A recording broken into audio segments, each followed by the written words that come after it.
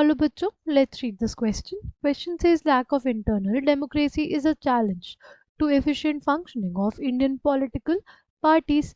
Justify the statement. हमें बताना है कि lack of internal democracy कैसे challenge होता है efficient functioning.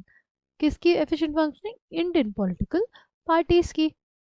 सबसे बड़ा इशू क्या होता है? सबसे बड़ा इशू ये होता है कि जो पावर रहती है, जो भी पावर रहेगी वो सिर्फ कुछ लोगों के हाथ में रहती है।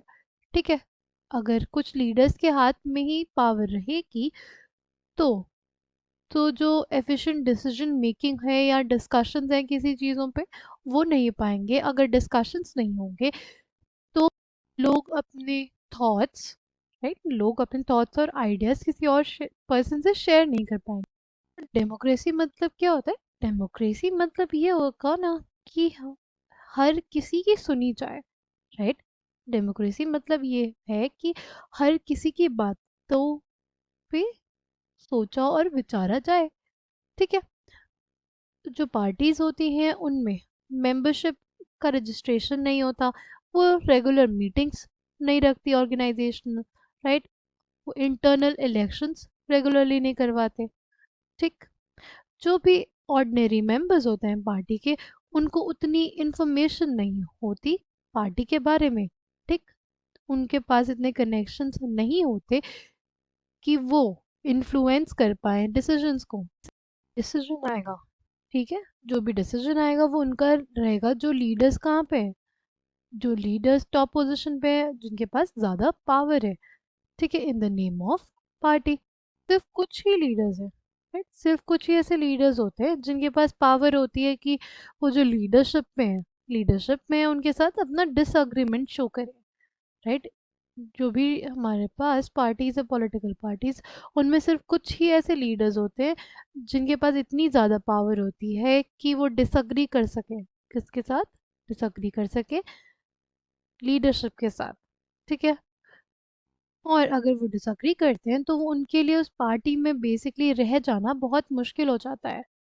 वो लीडर्स की तरफ लॉयल्टी दिखाने के लिए कहा जाता है, ना कि पार्टी प्रिंसिपल और पॉलिसीज के साथ।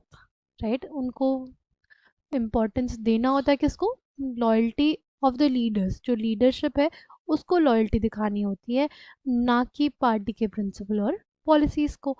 राइट, तो हमसे पूछा गया था क्वेश्चन में कि lack of internal democracy is a challenge to efficient functioning of Indian political parties. Right, हमें बोला गया है क्वेश्चन में कि इंटरनल डेमोक्रेसी जो पॉलिटिकल पार्टीज में नहीं होती है वो एक चैलेंज होता है। राइट, वो एक चैलेंज है किसके लिए? Efficient functioning of Indian political parties.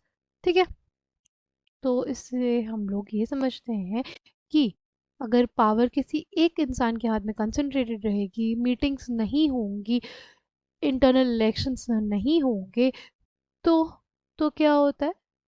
तो जो ऑर्डिनरी लोग होते हैं उनकी नहीं सुनी जाती, उनको इतनी पावर नहीं दी जाती कि वो इन्फ्लुएंस कर सके डिसीजंस।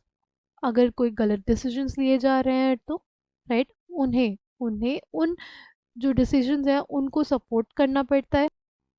कुछ लीडर्स होते हैं जिनमें जिनमें पैरामाउंट पावर होती है और डिसअग्री करते हैं। वो डिसअग्री करते हैं अपने पार्टी लीडरशिप से, बट उनके लिए उस पार्टी में फिर सरवाइव कर पाना बहुत ही ज़्यादा मुश्किल हो जाता है।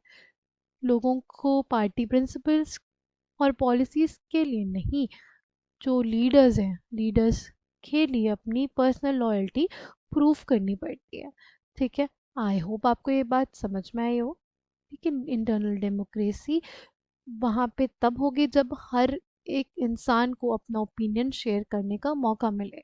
राइट, इंटरनल मीटिंग्स हो, डिस्कशंस हो किसी भी चीज़ को लेकर के, वो सब चीज़ें नहीं होती। सिर्फ एक आदमी या दो आदमी या group of few leaders he decisions लेंगे अगर, तो वो डेमोक्रेसी नहीं होती। और वो एक चैलेंज है किसके लिए? efficient functioning of Indian political parties.